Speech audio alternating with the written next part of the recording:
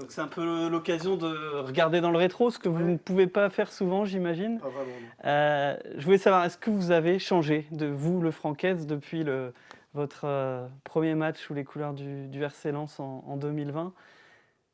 Inévitablement, ouais. Inévitablement. Quand je suis entraîneur en Ligue 1 ou même entraîneur en Ligue 2 pour quelques matchs, je l'avais connu, mais quelques matchs en intérim à Lorient. Voilà, j'ai changé parce qu'il y a plus d'expérience. Il y a une vision toujours plus globale du club aussi. Évidemment, une meilleure connaissance à la fois du club, de la façon dont le club est structuré, parce que je travaille aussi avec pas mal de personnes pour que ça s'améliore, pour que bien sûr les résultats de l'équipe première soient les meilleurs possibles, mais aussi que le club, quand je serai plus là ou quand d'autres seront plus là, on ait mis une petite touche pour l'évolution du Racing Club de Lens, parce que c'est ça le principal en fait. On essaie de comprendre les recettes du succès là, sur les 3-4 dernières années. À quel point l'humain vous paraît important dans vos méthodes de travail? On ne va pas enlever le côté tactique, mais peut-être pour le grand public, à quel point vous mettez l'humain L'humain, il est au cœur de tout en fait. Il est au cœur de tout. C'est à la fois une entreprise, le Racing Club de Lens, c'est une entreprise sportive avec des joueurs professionnels ou des futurs joueurs professionnels. Donc l'humain, il est au cœur de la performance parce que... concrètement, comment vous managez vos joueurs? Vous êtes en mode patron, en mode... Je suis en mode tout. Ça dépend des moments, ça dépend des situations, ça dépend des gens que j'ai en face de moi. D'abord, l'idée, c'est quand même de fédérer autour d'un projet. Donc pour fédérer, il faut amener les gens avec vous. Parfois, il faut convaincre. Parfois, il faut juste sensibiliser. Parfois, souvent, il faut donner du sens. Pas parfois. Souvent, il faut donner du sens. Ensuite, après, évidemment, de temps en temps, comme à tout niveau, je dis bien de temps en temps, parce qu'il ne faut pas que ça soit trop souvent.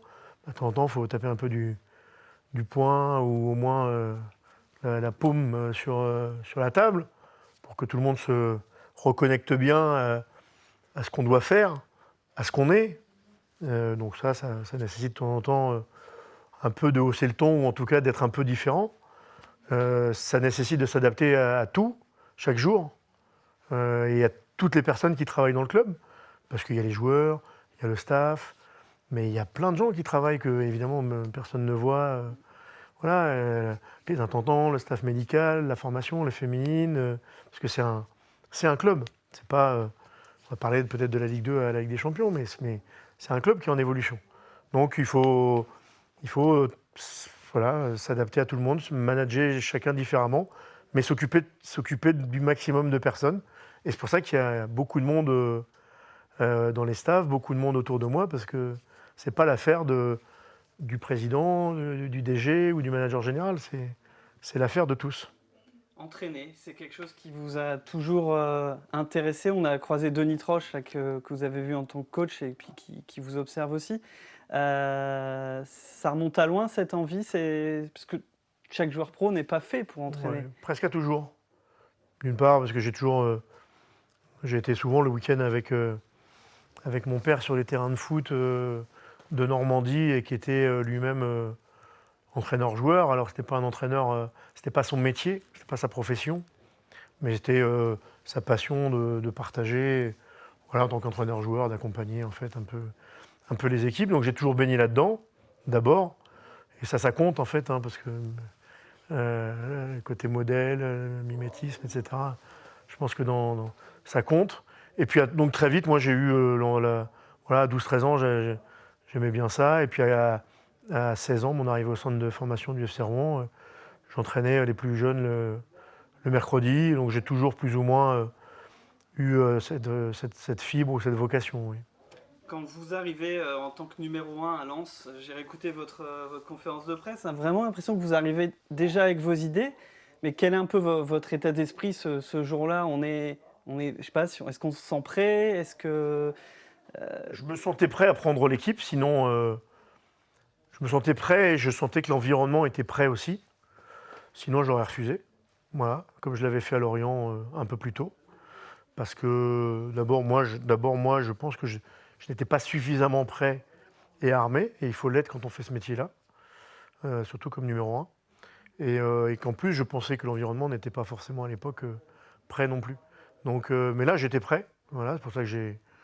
Et après, j'avais en tout cas des convictions, comme j'en ai toujours eu, même si ça évolue dans le temps, sur le jeu, sur le management des hommes, sur le fait d'avoir des circuits courts aussi. Et on l'a eu très vite avec Arnaud, Flo à l'époque, qui était le directeur sportif, et moi-même, et évidemment le président. Et ce circuit court, il est aussi, je pense, une des réussites du club, parce qu'on n'a pas 50 intermédiaires, 50 personnes qui interviennent pour des prises de décision fortes. Et je crois que ça aussi, c'est une des réussites, qu'entre le président, Arnaud, le directeur sportif ou directeur technique ou coordinateur sportif, puisque c'est un poste où les gens ont bougé, et l'entraîneur, qui est devenu manager, mais l'entraîneur, qui est finalement pas trop de monde pour que ça soit clair, aligné et rapide. Quand on va voir Jean-Louis, Florian et Jonathan dans la foulée, c'est quand même pas banal d'amener des joueurs de Ligue 2 qui étaient de bons joueurs de Ligue 2 et qui performent encore aujourd'hui en Ligue des Champions. J'ai peu d'exemples qui me viennent où il y a autant de joueurs d'un noyau dur qui restent. Comment vous avez fait? Ben, c'est comment ils ont fait, hein, d'abord. C'est comment ils ont fait d'abord. Nous, moi, mais le staff et les gens qui sont autour des joueurs, nous, on les accompagne. Voilà, on met du sens, on donne des idées, on oriente, on responsabilise. Mais ceux qui font véritablement les vrais acteurs de cette période, ce sont les joueurs. Hein. Comment ils font concrètement? Ils ont vraiment travaillé des choses Ben, en je particulier? prends, on a 4 joueurs qui étaient là, Massadio en plus, qui étaient là, et les 3 que vous avez cités, qui étaient là en Ligue 2, et qui sont aujourd'hui en Ligue des Champions. Bon, aujourd'hui, Jean-Louis, il a 38 ou 39 ans, peu importe, 38. Jean-Louis, c'est toujours le premier à venir travailler le matin. Toujours le premier à venir travailler le matin en salle, alors qu'il est gardien numéro 2, qui sait qu'il n'a pas vocation à redevenir un gardien numéro 1 au Racing Club de Lens. Et il est toujours là, à bosser, à être exemplaire. C'est d'abord un état d'esprit, quoi. Et ça passe par le travail. Et après, les autres, Massadio, Flo, Jo, ils continuent à passer des caps. Voilà, ils continuent à passer des caps. Mais alors oui, c'est certainement que l'environnement leur permet ça. Et ça, c'est une grande chance, parce que pour ceux qui ont été joueurs, ils savent que parfois ils font des super années parce que l'environnement il est propice. Puis des fois, ça se passe pas bien parce que voilà, il y a des choses qui ne vont pas dans l'environnement. Mais c'est aussi parce que eux, d'abord, ils ont des qualités. D'abord, ils ont des qualités. Et que leur potentiel, il n'avait pas été complètement utilisé jusqu'à maintenant. Et que grâce à leur travail et l'environnement du club, ils arrivent à exprimer une grande partie de leur potentiel, parce que je pense qu'ils en ont encore derrière. Voilà, ils peuvent aller encore chercher des petits pourcentages, c'est sûr. Il nous reste une petite minute sur la fierté que vous avez redonnée au peuple lensois. Nous, on était là depuis plusieurs années, on a vraiment vu, là, vous avez rendu les gens heureux, quoi. Cette fierté-là qu'il y a chez les gens, que je ressens, parce que j'ai des témoignages, on m'écrit, je ne peux plus répondre, excusez-moi, je leur dis d'ailleurs.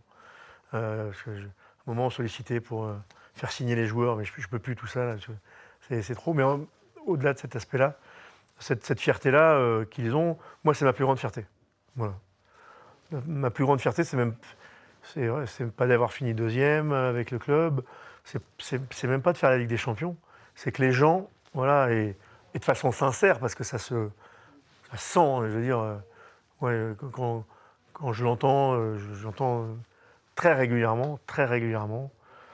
Si je sortais tous les jours, j'entendrais tous les jours. ça serait ma plus grande fierté. Enfin, c'est ma plus grande fierté.